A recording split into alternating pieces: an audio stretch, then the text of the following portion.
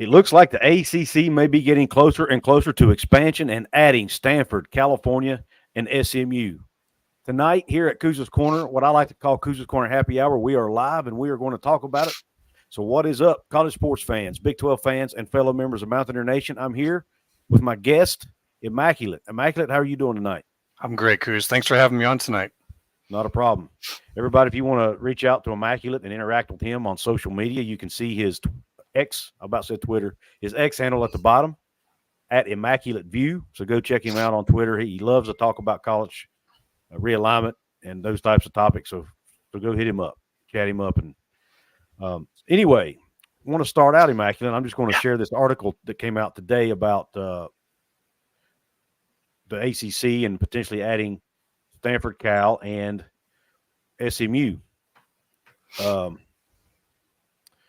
not it. That's the tweet from there was also a tweet by Brett McMurphy, which I'll read afterwards.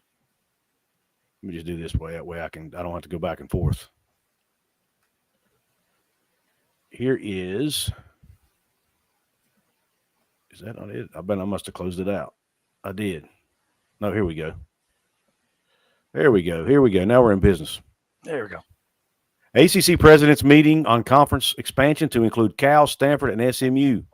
ACC presidents are scheduled to meet on a call on Monday evening and to discuss and potentially take action on expanding to add Cal, Stanford, and SMU, sources tell Yahoo Sports. Now, I want to throw a caveat in here.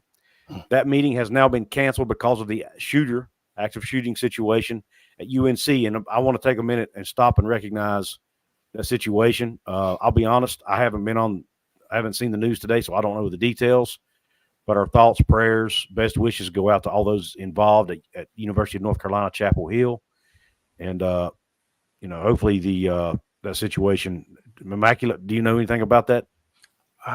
Just one little report that I'd seen is that I think one faculty member might be deceased. So yeah, it's a pretty serious situation there. Yeah, it is. Okay. Well, we had thoughts and prayers with that family and any victims and all obviously students, faculty members, anyone involved in that situation. So for obvious reasons, they have more important things to tend to there at UNC than a meeting about realignment. So, but let's keep going in the article nonetheless. It says, over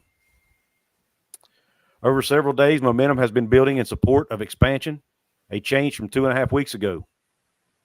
In a straw poll of President's August 9th, an expansion vote fell at least one vote short of passing. There were 4 dissenters: Florida State, Clemson, North Carolina, and North Carolina State. Notre Dame receives a vote as the 15th member and supports expansion.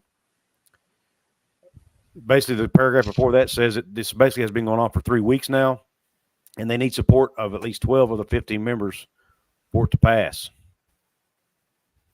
This thing's moving. My mouse is too sensitive.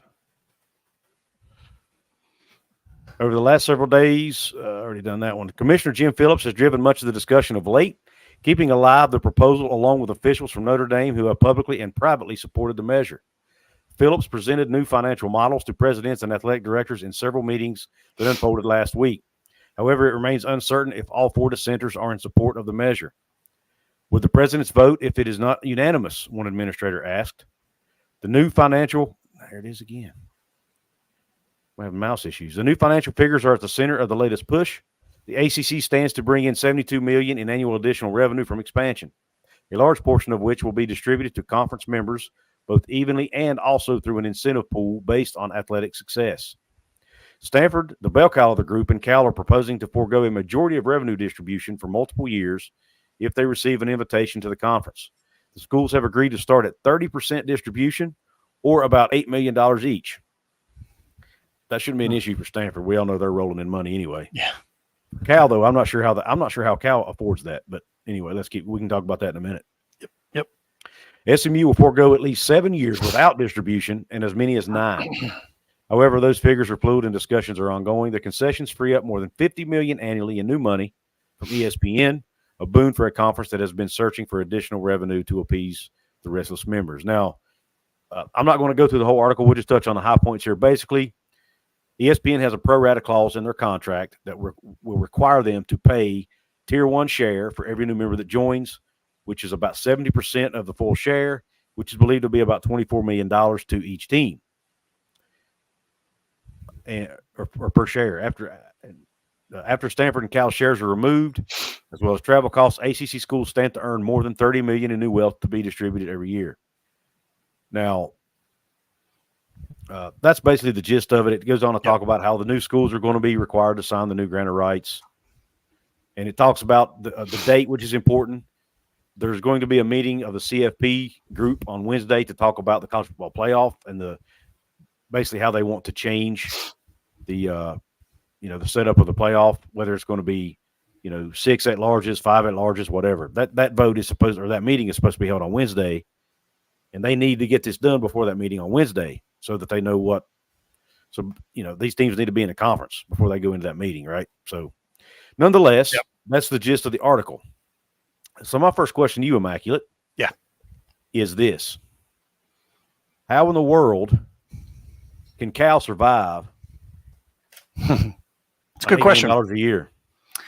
I would say my first answer to that, as far as what would help them, is what we saw in regards to when USC and UCLA were leaving. And it looked like the board over in California was going to charge them up to $10 million a year from their earnings from the Big Ten in order to go to Cal. Okay. So if you add $10 million to what they would be getting at $18 million, does that cover costs? I don't know, but it's certainly better than 8.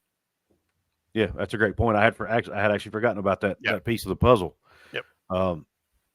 So interesting. So the $18 million, that's probably more than what they would get in the Mountain West or the AAC, right? Yep. So, and when you look long term, they will eventually that payout is only going to be for in the beginning. They will eventually their payout will increase over time, correct, up through the 2036 date. So they will be at some point a full member of the ACC as far as the payout goes. And so this is a long-term move. This is not just about today. This is what can we do to solidify our future. So in that regard, I totally get that. Now, the other thing I wanted to talk about was this Brett McMurphy tweet, which kind of leads to why my question was always, why in the world would these ACC schools agree to this? Because they're only getting, I did the math, they're getting between $1 and $2 million a year from this deal. Is all they're getting. Yep. 30 million divided by 15 teams. Yes. The math starts to make you question. Exactly. But I think Brett McMurphy answered it for us in this tweet today. One reason ACC considering Stanford, Cal, and SMU is ESPN's media rights deal with ACC allows ESPN to renegotiate if league drops below 15 members. So ESPN could go to ACC and say, look, you have less members than what you did when we first signed this deal. So we're paying you less revenue. Yep.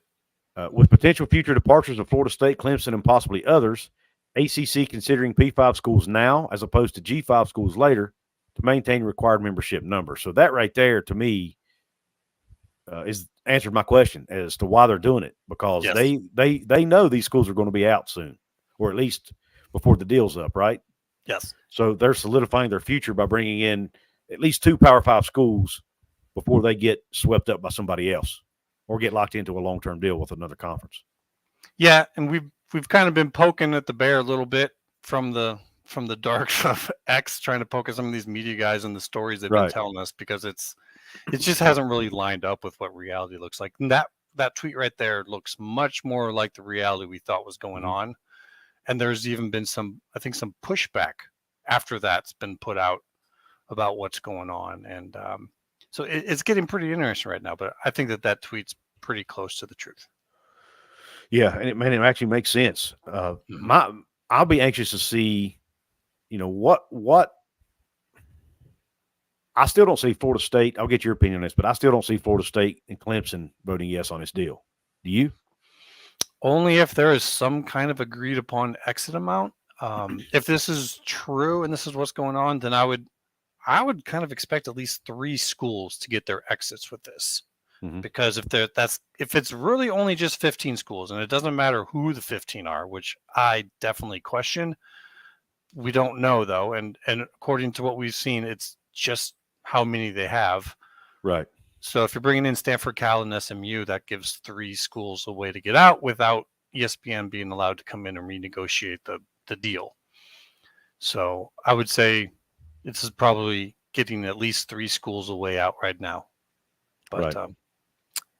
if there's some other schools that want out as well, this puts them in a bad position. So I wouldn't expect maybe some new no's pop up for this.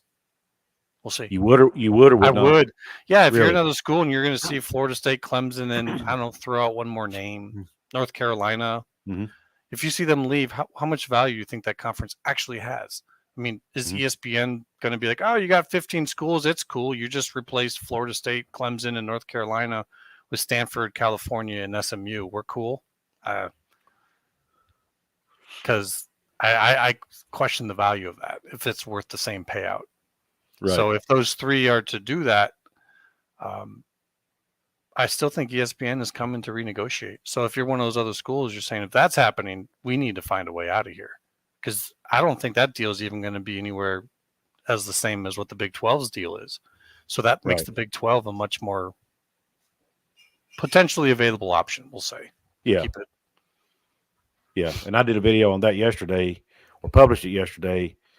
And it looks like that deal may have just been leaked out there by someone intentionally to put pressure on the ACC. At least that's kind of what it appears.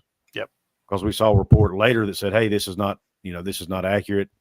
Big 12 sources said they, have not even talked with Stanford, Cal, Oregon State, Washington State. So who really knows?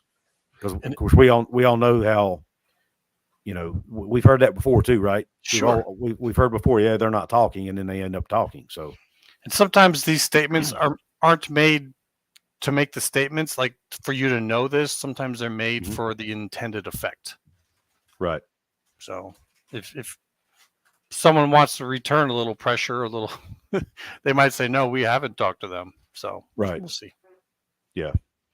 And as far as the CFP meeting, let's talk about that piece of this. Mhm.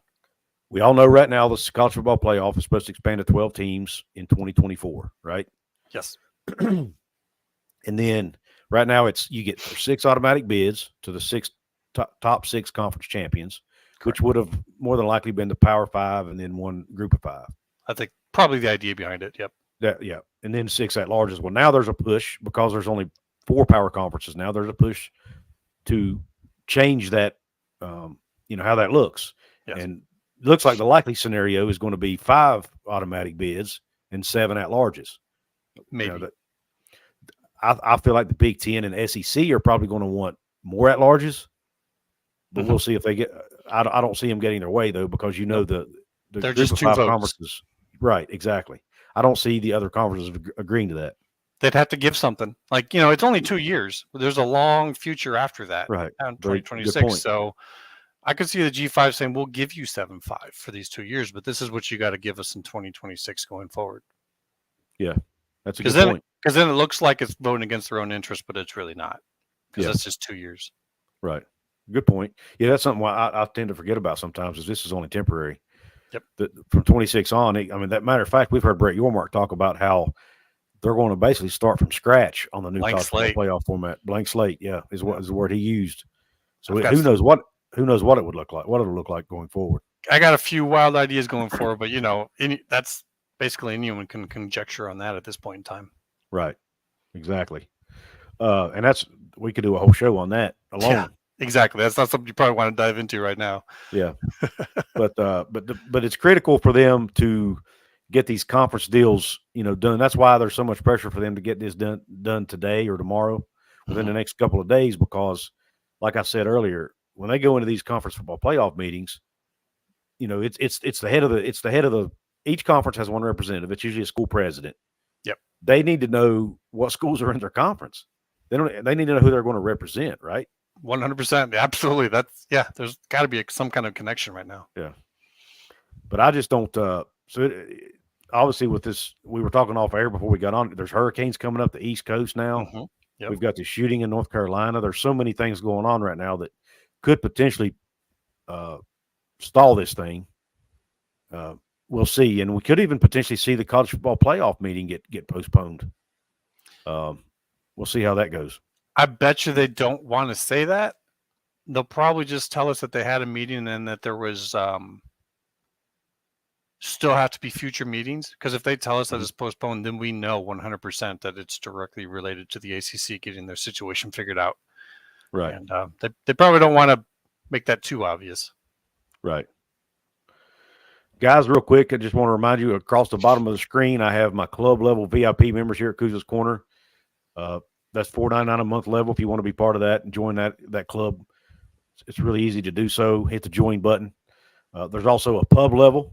If you want to be a pub level VIP member, which is the $2.99 level, you can do that as well. It's just a one easy payment every month. Comes right out of your pay or PayPal account or whatever. It's a very easy way to support the show. Also, I will be doing a score prediction contest, which I'll talk more about later. It's only going to be open to channel members right now. We may open it up to others later, but right now it's only open to channel members. So if you want to get in on that, become a channel member and participate in the score prediction contest. There will be prizes for the winners. But let's get to some comments here. We've got Eric LaShore in the house. We've got Crypt Keeper. We've got Ray Morse. We've got Will the Thrill. Stripes in the house. Talkish Pitt, Jeff Morgan, Chad Atkins, Devil Frog, and Random Account. I like that name, Random Account. It's pretty funny. Nice. Eric LaShore says WVU should be on that move, not SMU. Makes no sense. Yeah, Eric, I get that. A lot of West Virginia fans feel that way. I personally don't. I think the ACC is just too unstable right now. I think we need to hang tight, stay where we are for now, enjoy the Big 12. It's going to be a fun conference, man. We have a lot of new teams coming in. Should be a lot of parity in this conference. I know the travel's brutal, but let's just be patient because there's probably going to be a lot more chaos to unfold in the future. Yeah. And maybe it'll all play out to where we end up landing in a spot with some of our regional, some more regional rivals. Who knows at the end of the day? It's going to be an interesting season for you guys when that gets started. No idea who's going to be at the top of the conference. A bunch of solid programs, pretty much unprecedented type of situation where you've over 50% of the conference coming in is brand new, trying to figure out the new culture. Should be a lot of fun for you guys. Oh yeah, I'm looking forward to it. I am too. I mean, we're going to have Dion in the conference, which is going to be fun in itself. Yeah. Utah's a great program coming in. You've got, obviously Arizona and Arizona State coming in should be fun, especially in basketball with Arizona. Just a little side note. Did you by any chance see the video up there in Colorado where Dion had Michael Irvin come in and talk to the guys? I did not. That's interesting.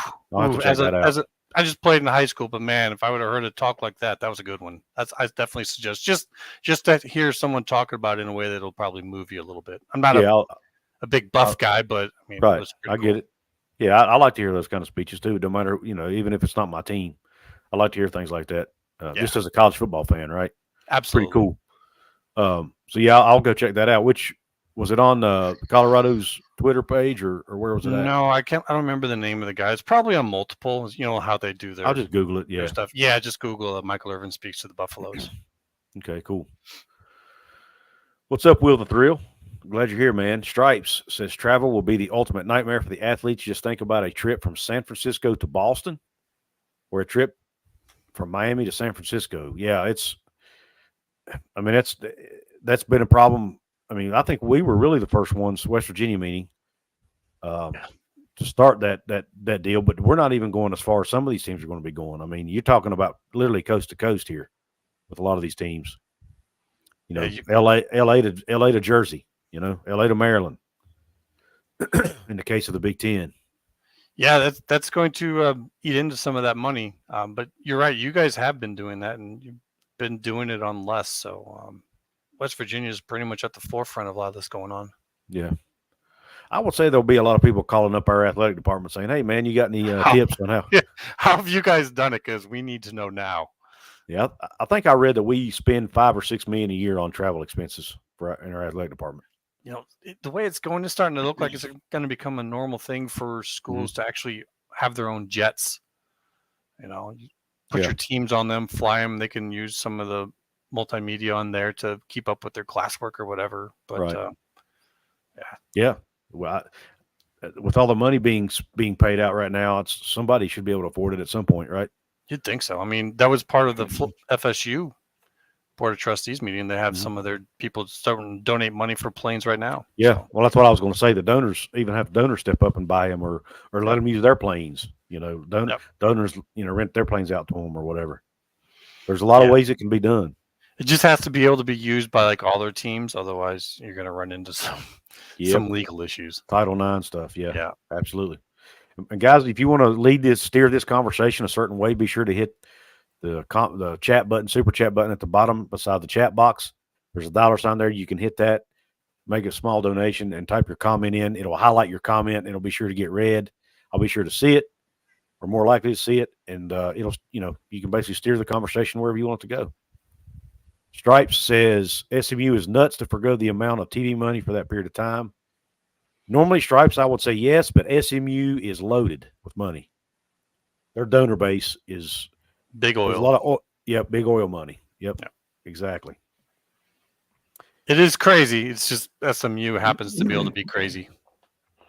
They are, and they're desperate. Let's face it. They're desperate to get into Power 5 while they still can. It's a window of opportunity that might be closing for good here in the somewhat near future. I just wonder how many people are willing to watch these three particular teams play on TV. Well, probably more about the team that's going to be playing them. Yes, exactly. I think with the ACC, we all got to remember these decisions are made by school presidents, right? Mm-hmm. And yes, it's about money. We know that money is the main driver, but it's also these school presidents like to align themselves with certain schools. Absolutely, 100%. And what school president wouldn't want to be aligned with Stanford? I mean, they're almost an Ivy League school as far as their academics go. So I would say all of them except maybe now I might say Big 12 aren't. Big 12 presidents seem to have this new idea, right? Yormark's giving you guys this new swag to your step of we don't give a shit. Like we're the ones going forward, pushing it. So I'd say everyone except for maybe Big 12. I think Big 12 might be like, yeah, we don't need it. It doesn't matter to us. You got to come in here and play. Yeah, I would agree to that. I think the Big 12 would be the one least likely to do it. Maybe the SEC. I mean, maybe the president's quiet might be like, yeah, I wouldn't mind, but they don't really add to us a whole lot. Got a super chat in here from Outlaw of College Football, who's also a channel member. Nice. Thank you, Outlaw, for your donation, man. Y'all see that little badge beside his name? He's one of the CouzsCorner VIP members here. He says, I think that the ACC adding anyone is delaying the inevitable. The ACC will eventually be picked apart by the Big Ten and SEC. Interesting. Outlaw. All right. Yeah, I agree with you, Outlaw, and I think this is like you see in my thumbnail. I think this is a defensive move by the ACC to guard against that. Hoping that when they lose teams, they'll have other teams to back. These teams will already be in there to keep them at that 15 number. But according, in Outlaw's opinion, he thinks they'll get rated. Probably go above and beyond that 3-team number that would get them below 15. I guess he thinks there'll be multiple teams leave the conference. Just kind of curious, who does he think the SEC might be interested in? Because we see a lot of Sankey's talking is about we're not interested, but we've heard that before. I kind of tend to agree with him that the SEC is somewhat interested. Yeah. Yeah, let us know, Outlaw, what teams you think will leave. I'd like to hear your thoughts on that. Yeah, because it's one thing for everyone else to say, but SEC folks tend to have their own way of thinking about things and who they'd want. And if anyone else doesn't agree with it, well, it doesn't matter. Their opinion is going to matter more with Sankey. Right. Browns and Beers, another channel member, VIP member here, CouzsCorner. He says, love some of the defense you've been throwing the way. Yeah, been throwing the way of some hopefully lazy, uneducated predictions on WVU's team this year, Couz. Thanks, Browns and Beers. Yeah, we had you probably saw it, immaculate old Locked On Big 12. Drake said West Virginia was going to finish 1-11. I'm like, dude, you're insane. I saw a little bit. I was like, oof. All right, go at it, boys. I've seen it a lot where it seems like West Virginia is not getting a whole lot of love, but then people connected to West Virginia are saying, no, you're not watching what we're watching right now, and this is going to be a lot better. So kind of interested to see how that goes. Yeah, it's I'm not going to sit here and say we're going to win the conference or play for the national championship or anything, but sure. 1-11. I mean, even as down as we've been, we still haven't won less than 5 games in a season. If you want to say 4 wins, 5 wins, something like that, that's fair. But to say 1 win, I think is a little bit crazy. Yeah, I certainly would never think of West Virginia, even on their bad years, of being that bad. I mean, you've always got some guys in there that are going to fight and play hard. Yeah. Jeff Morgan, I see where he asked you about asked about the $10 million. Yeah, we mentioned that earlier, or Immaculate did. I had forgotten about that actually. So it makes a difference. It does. When you add that onto the 8 they're going to be getting, estimated 8 they're going to be getting as part of their ACC deal early on. And let's not forget, too, that does not include college football playoff money. It doesn't include NCAA money and other money that might come their way. So it'll be more than $8 million. $8 million is just what they'll get in the beginning. Yeah, that's just the base. From the TV just deal. off the base package. And the if I remember right, the whole issue about UCLA was $2 to $10 million. Now I'm guessing that was probably dependent upon how good of a situation Cal gets into. If they get into this situation, I'm pretty sure they're getting the full 10. Yeah. Yeah. I would think so. Yeah. Outlaw says, late to the fray, give me a call next time so I can help you out, my college football brother. Thank you, Outlaw. I did shoot you a message, but it was only like 30 minutes before I went on. So yeah, I have the way my schedule is, it's hard for me to plan these real far in advance. So if I get a window, I'm like, okay, I got a 2-hour window. I'm going to do a live stream tonight or whatever. So yeah, it's hard for me to plan these. We've got reigning blue and white Robert France in the house. He says for West Virginia, I win 7 on the high end, 5 on the bad end. That's fair. 7's what I predicted them to win. I predicted 7 and 5. Had a guy tell me that I was being biased. I said, how am I being biased to predict them to go 7 and 5? He said, well, everybody else is predicting them to be a lot worse. I said, well, I guess that's fair. At least get 6 and 6, so that way you guys get your bowl practices in. Exactly. Not sure 6 will keep Neil Brown's job, but at least it'll be good for like you said, the bowl practices and you got to get those in. Sometimes I think it's more about that than it is about the bowl money. Oh, those are invaluable, man. Oh, dude. And I've actually heard some of these teams lose money going to bowl games. Yeah, I mean, it's not that great, but those bowl practices, that's how you find out and you start to practice you guys for next year. Yep. You start to get that put together. Invaluable reps. Huge. I mean, just such a head start over the teams that don't get that. Oh, my God. You can normally see a team. It's not always, obviously not 100%, but you can normally see teams that go to bowl game. They make a huge jump the next year, typically. Yeah, because it's very valuable to have. Outlaw says it will be a combination of 8 teams divvied up between the Big Ten and SEC. Florida State, Miami, UNC, Virginia, Clemson, Virginia Tech, NC State, and Pitt. Last 2 being interchangeable. Interesting. I like the listing of names, and I've actually gone so far as to say that I think that there's a chance Pitt gets into the Big Ten. But you're going to find more people saying that Pitt's going to get blocked by Penn State. Yeah. Yeah, I don't. They might get in if they don't have to get put in the same division or something. But I don't know. Maybe he thinks the SEC would take Pitt. Maybe. Yeah. I had always. I mean, most of the speculation, or I wouldn't call it speculation, but I guess predictions I have heard is that Pitt will end up in the Big 12 along, and that the SEC would probably take Clemson, Florida State, or some combination. I don't know.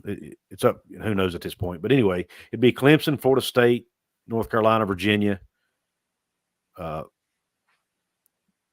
either to Big Ten or SEC. And what 2 don't go to the SEC would go to the Big Ten. I mean, and then you got, of course, you got Miami. I think everybody pretty much assumes Miami's going to the Big Ten because of their AAU deal. Yeah. I could see him go either way, but I think if the SEC is going to take something to block the Big Ten, I think the FSU is a lot more dangerous with that Tallahassee location. So, and if you got FSU in Florida, why do you need Miami for the SEC? I mean, I'll say it. You own the state of Florida if you have FSU in Florida. Miami just gives us a little tip down in the South. Right. Agreed. With the exception of UCF, who I think is going to be dangerous in the future. Yeah. And that'll be on the Big 12 side and Miami probably with the Big 10. SEC is still good. But I don't think that you want to let the Big 10 get Florida State and Miami both. That's exactly pretty dangerous. Yeah. But yeah, those 8 teams, I would agree with those 8 for the most part. Outlaw. My question would be, where does Louisville fall in there? Because Louisville actually, if you look at TV ratings, Louisville is up there near the top of the ACC, behind Clemson, Florida State, and maybe Miami. They may have even been third. I can't remember the last time I looked at it. It's been a while, but Louisville's a very, very good brand, believe it or not. I mean, they're better than I think what people give them credit way for. better than people give it credit for. And you kind of wonder if we get to a point where there's going to be so many schools that the old talking points maybe don't matter anymore. Kind of like the whole Florida will block Florida State, Kentucky will block Louisville, Penn State will block Pitt. We'll find out if that holds or not. But yeah, I've kind of looked at Louisville for the Big 12. I think they'd be a great fit. I wish they would have come in with us when us and TCU came in. That'd have been cool. You know, if Pitt doesn't make it into the Big 10, and I know a lot of Pitt folks are probably not going to be happy to hear someone saying this, but I think that Pitt, Louisville, West Virginia, and Cincinnati is just an amazing little quadrant right there. Mm-hmm. For you guys that have been stuck on your own for so long to have that all of a sudden, how great would that be? That'd be awesome. Outlaw College Football says Big 12 will come in and grab what's left that they want. Louisville, Syracuse, Georgia Tech, maybe Duke. I could see that. There's been a lot of people. I've been hearing a lot lately about people saying they think Duke will end up in the Big 12 because of their basketball. Yeah. And that's interesting. I just don't – to me, Duke in the Big 12 is kind of like a fish out of water. Square peg in a round hole. I don't know. I just kind of get this feeling that Duke and Stanford, if you put those two together, they might be up to something. I mean, that is two very like-minded universities on the opposite sides of the country, but if they get a chance to work together on something, and I kind of think that they might be up to something with Stanford. We'll see. Yeah. Yeah, that's a good point. I hadn't considered that because I was getting ready to say Duke is almost like the Stanford of the ACC. They are, and there's something to point to for that as well. They're both part of the Ivy's library system. Ah, interesting. I didn't know that. The IPLC. That's the only non-Ivy schools that are in it are MIT, Johns Hopkins, University of Chicago, which left the Big Ten to be part of this. Duke and Stanford. That's it. Interesting. Yeah. Thanks for that tidbit. I didn't know that. Yeah, that's why when I look at those two possibly going in the same conference, it kind of makes me sit up a little bit and go, interesting. Yeah, what's up with this? And Wake Forest is another one you mentioned. That's another great academic institution. Boston College would be part of that. It'd be almost like a private university conference if they really want to focus that way. I mean, you bring in Rice, bring in Tulane. Lorenzo Haynes, thank you for the $10 super chat, man, or $10 donation. I don't see a comment. If you want to leave a comment, Lorenzo, put it in there and I'll try to read it. But thank you very much for your support, man. It means a lot. Yep, Stanford and Duke will be a perfect fit in the Ivy League, says Renning Blue and White, Robert France. Thank you, man. Yeah, he that blue and white, I'm probably going to get tired of hearing that at some point or seeing that. That Penn State. Yeah. You're going to have plenty of that here coming up very soon. Yep. Yeah, I saw somebody up here. I was trying to get to it here. Okay, AMAC says, "Howdy, y'all. I just got home. Thank you for being here, AMAC." He says, "I just got home. Please explain to me what would have caused the no votes to flip to yes. I still don't get it. Is it just for $2 million extra bucks?"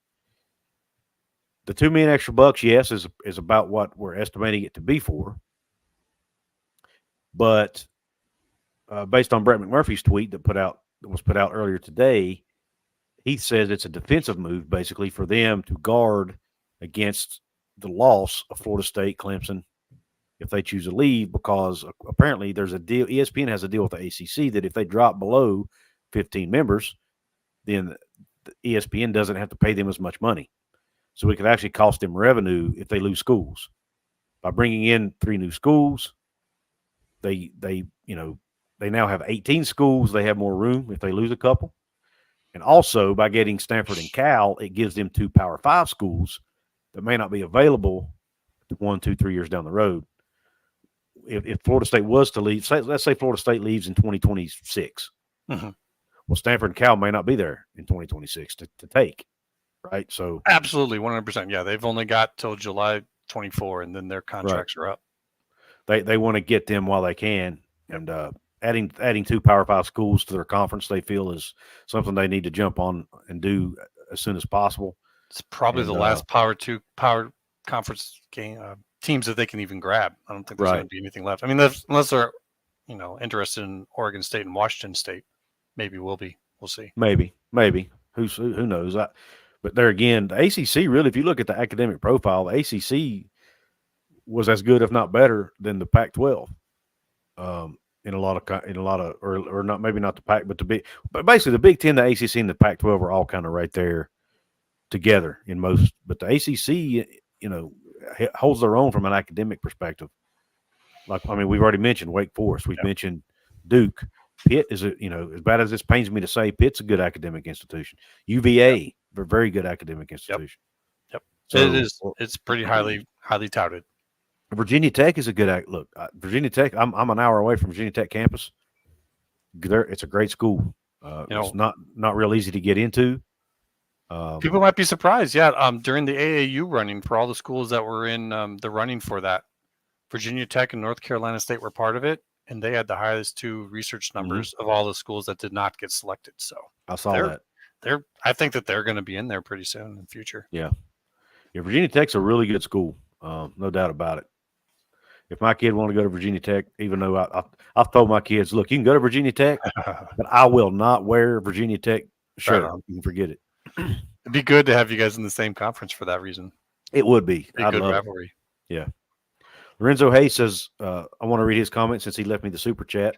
He says, it'll take a few years, but people will realize just how good this new Big 12 is. Lorenzo, I think this conference is going up, man. I think we're on the rise. I mean, I agree. In every any way you look at it, whether it's academically, football competitiveness, basketball, regardless how you want to look at it, even just in numbers. I mean, we're now going to be a 16-team league. That helps to secure the conference long term, in my opinion. Even if a couple teams would leave and get picked off by the SEC or the Big Ten, you still have enough teams to remain a viable power conference, in my opinion. Yeah, as a Scottsdale native, I'm kind of locally interested in Arizona State, so I do have that connection coming into it. But it's just you don't know. We don't know. Every year going into the other conferences, you're going to kind of know. But that's just not going to be the case with the Big 12. Yeah. It should be fun to watch the unknown. Outlaw says Louisville would be interchangeable for the SEC if they were outbid for UNC. The Big Ten really has a tent in their pants for UNC. It will be an interesting war of bids versus the SEC. Yeah, the Big Ten and SEC are really – I don't think either one wants the other conference in their quote-unquote back door. Mm-hmm. It'll be interesting to see. At least I wouldn't think they would. I'd ask him a question.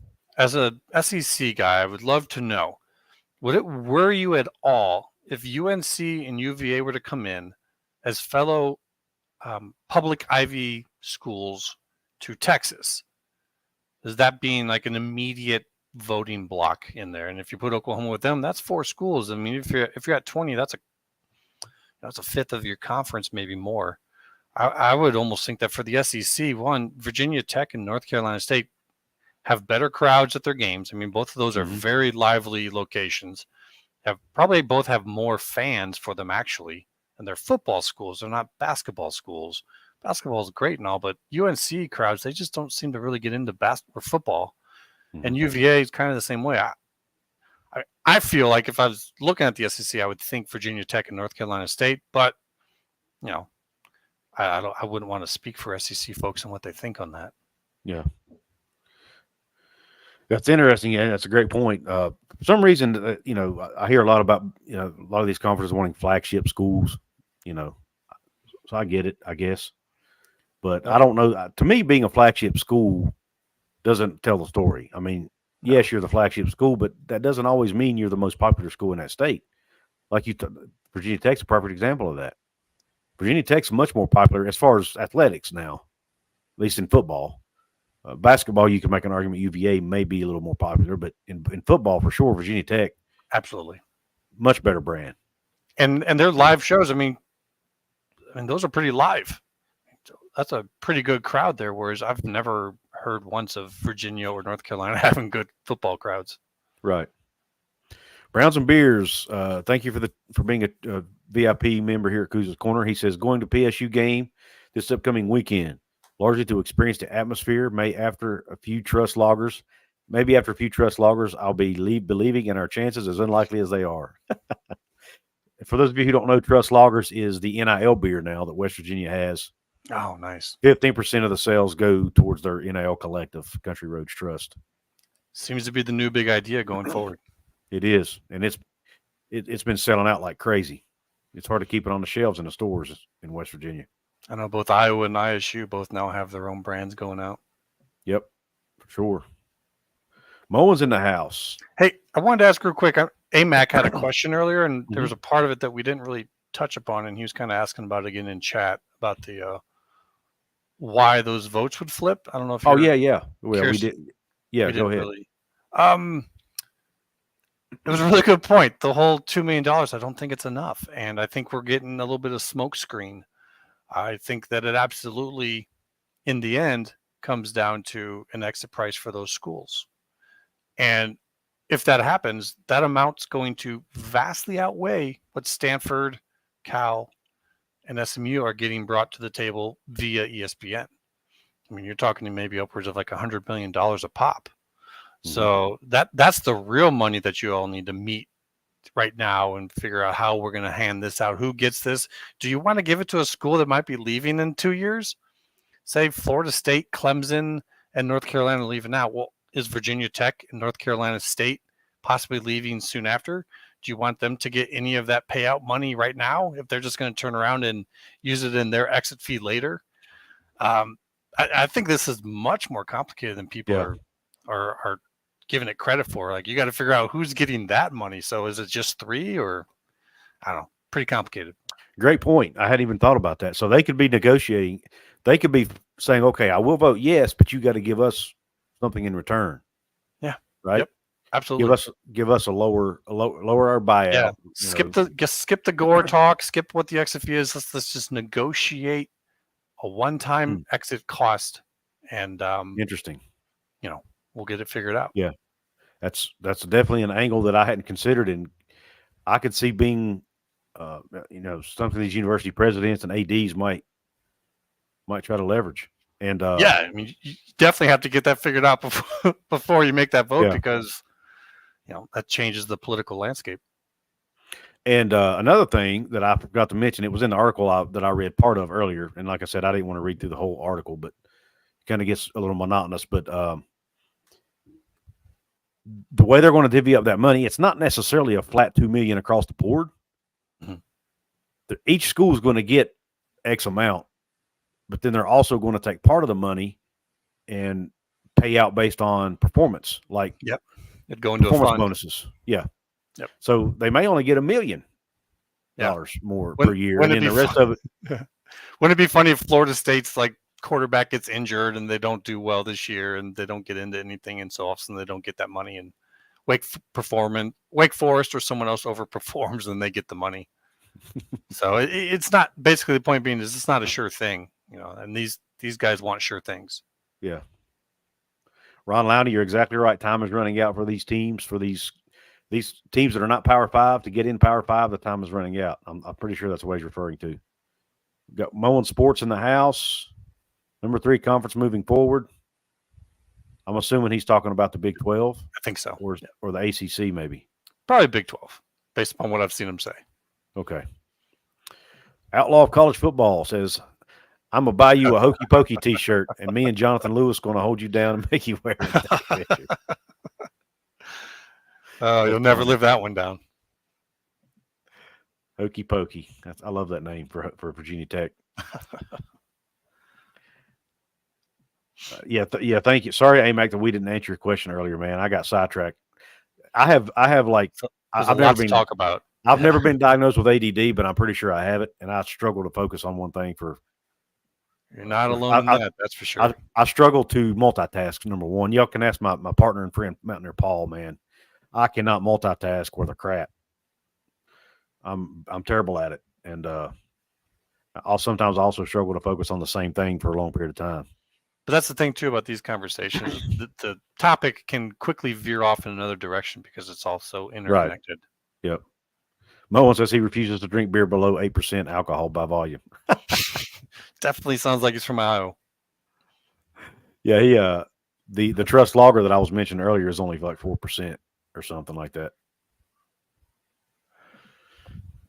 Outlaw says, I think you are right. Virginia Tech and NC State fit better as far as supportive passion for football. The SEC gets caught up thinking they have to put on a facade. Nah. They care about academics. I mean, and that's to say, like, those aren't bad academic schools. But he's just right, though. The SEC doesn't have to be pretentious or anything at all. The SEC is the blanking SEC. Right. Like you guys are selling a regional conference nationwide already. Like, just get the schools that fit you, and you're better off, I think. Yeah.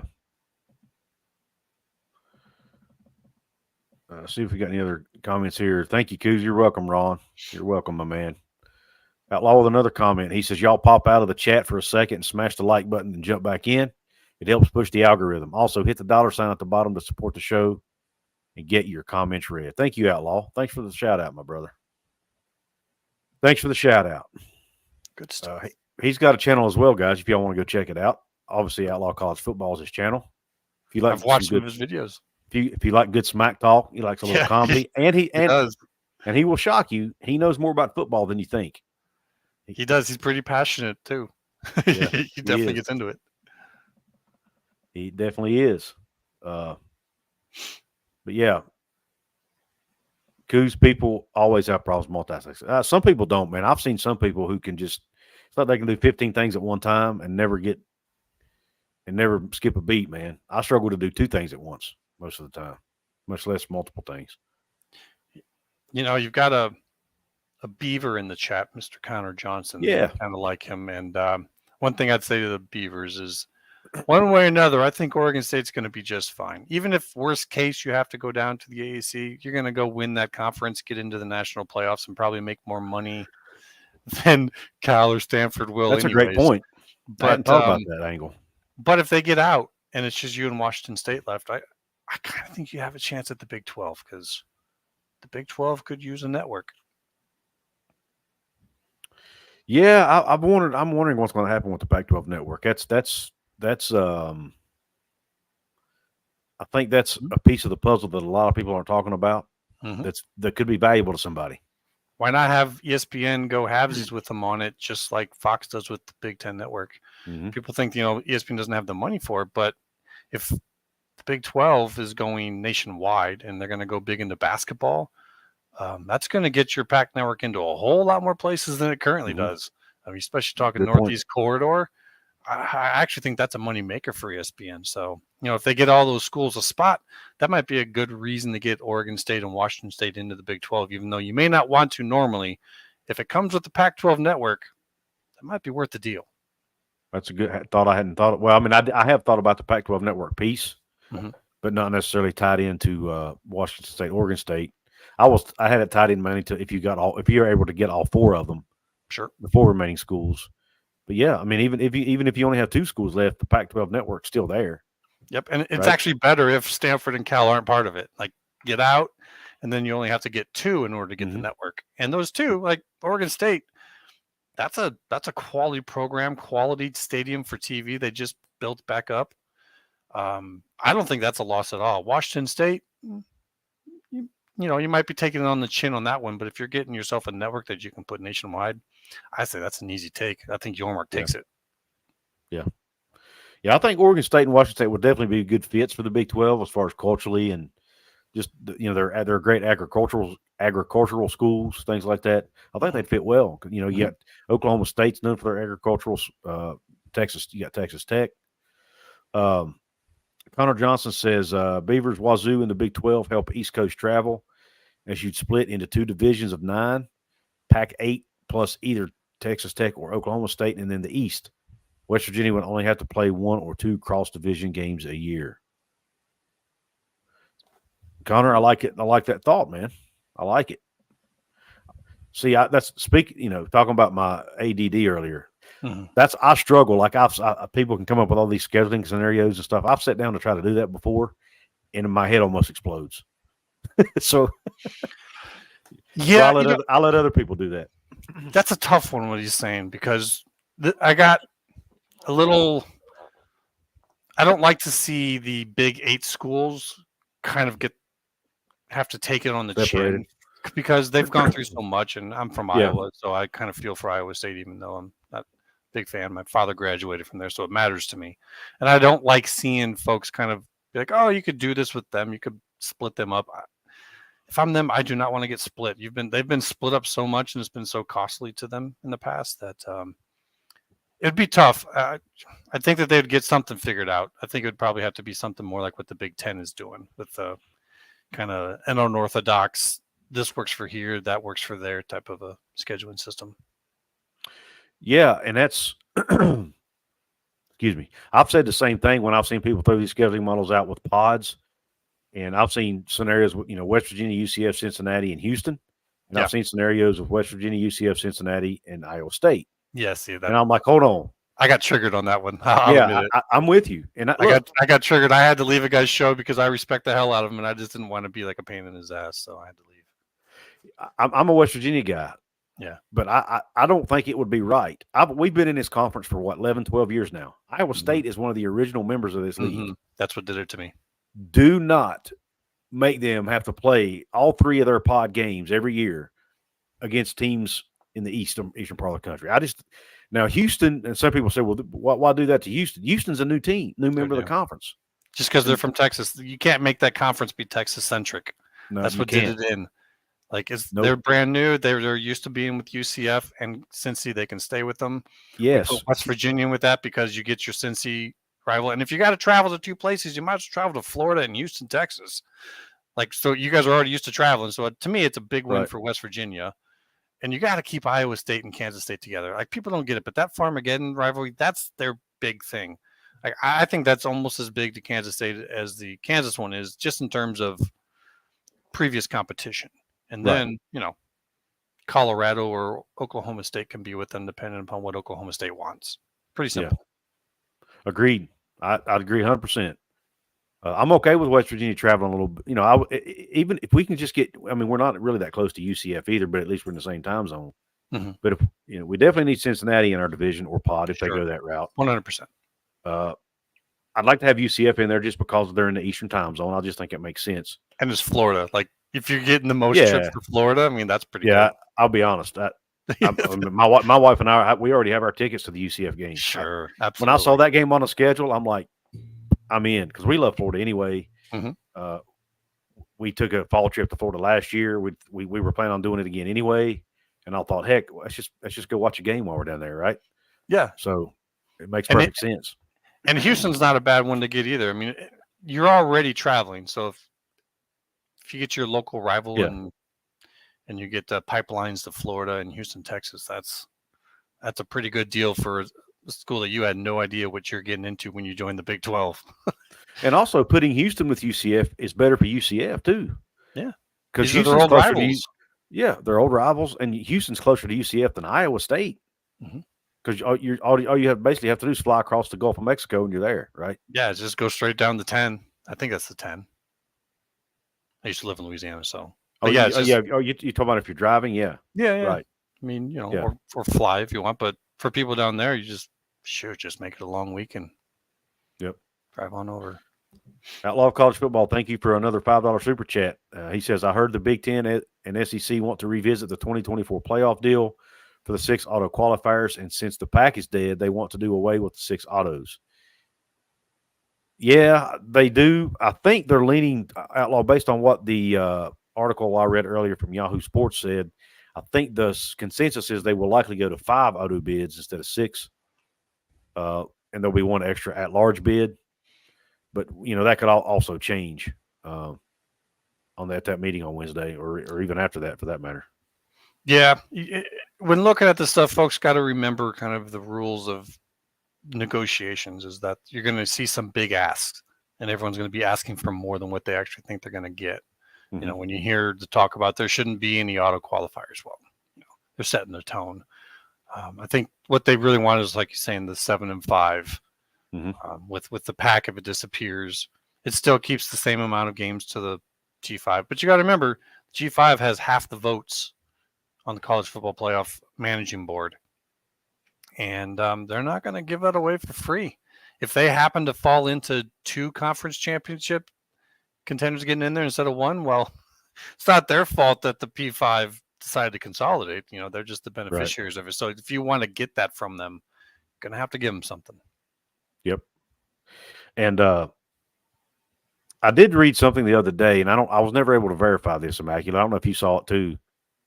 That basically it was that who you know it because we were talking about it on Twitter in a group in a private message, private chat. There was a writer out there who wrote this article basically saying that Big Ten and SEC were going to basically strong arm the rest of the leagues.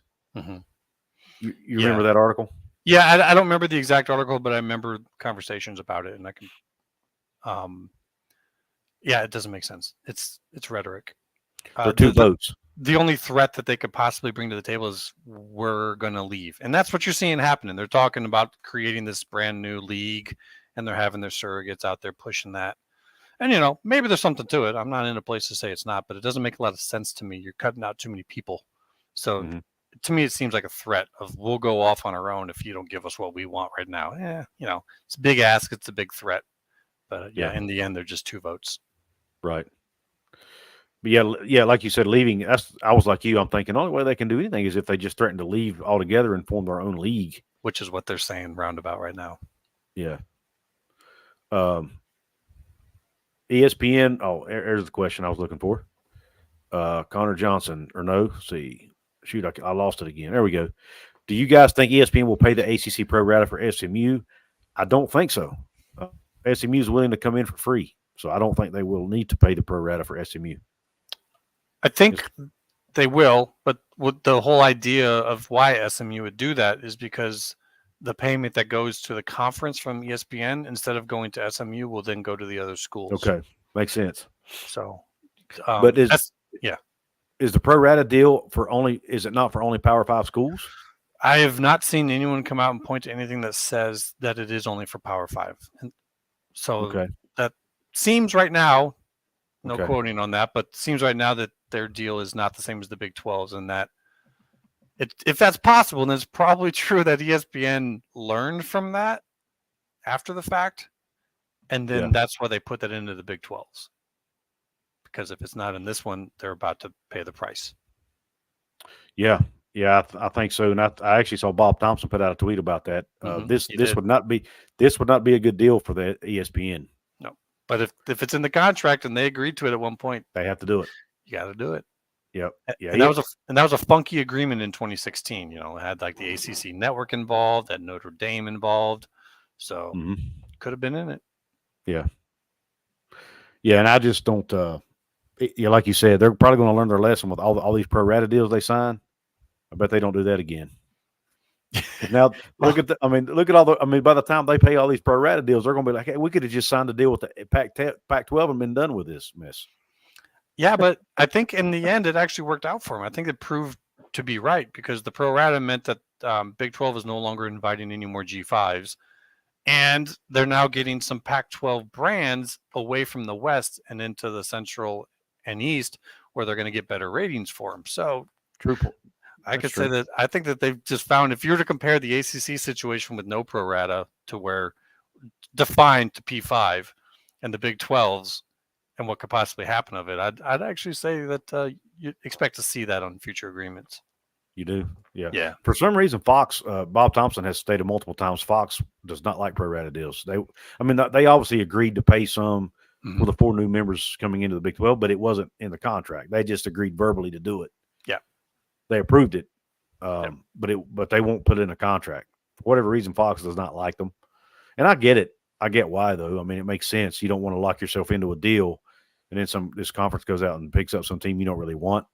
You want to have that option to say, no, we won't do this, Yeah, and they've kind of got the Big Ten as their anchor, so they probably don't have to worry about it near as much. Right. Well, guys, just a reminder here, for those of you who may be joining late, the gist of this episode, this live stream, was basically to talk about how talks seem to be getting closer and closer with the presidents of the ACC. Were actually supposed to hold a meeting, I think tonight. It has been canceled because of the active shooter situation at UNC, but they were supposed to hold a meeting tonight, vote, and potentially even vote on whether it's not to expand with SMU, Cal, and Stanford.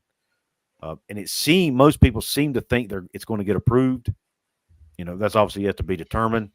The deal was going to be for it comes down to about $2 million a school ballpark is on average. That number will fluctuate based on certain things, but the conference would make about $72 million. About, what was it, 50 some million of that, or 30 million of that was going to be distributed to the teams. Yeah, it came down to about $2 million a pop. Yeah, come down to about $2 million a pop. But Brett McMurphy come out and said, hey, the reason they're doing this, based on his sources, is they want to make sure they stay above 15 members if other schools leave the conference. Yep. Because if they drop below 15 members, ESPN can come back and pay them less money. So they've got to stay at 15. That's key for the ACC to do that. A little bit to add to that for you, if you don't mind.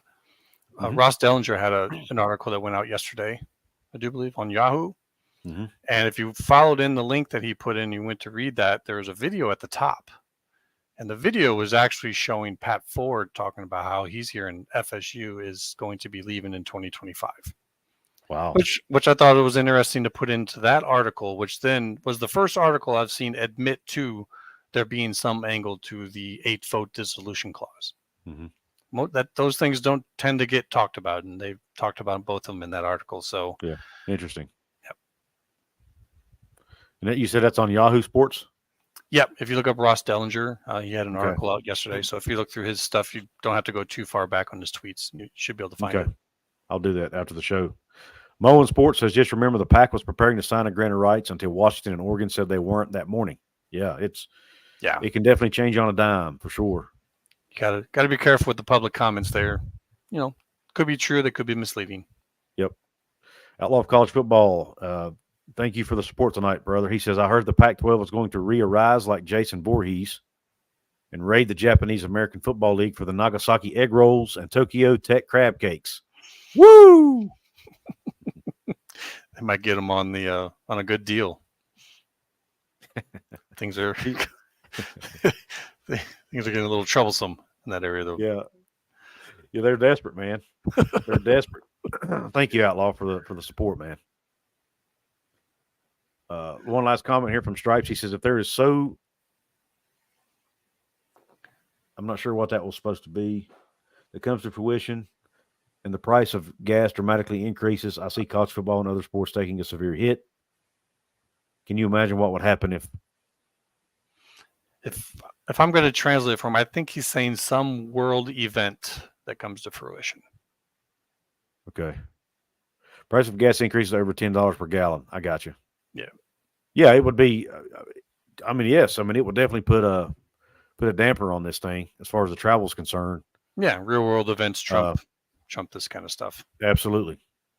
ESPN saved about $150 million if the $300 million offer is true.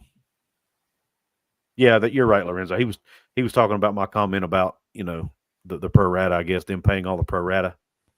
Yep, I appreciate you put some numbers to that, Lorenzo, because I had not done that yet.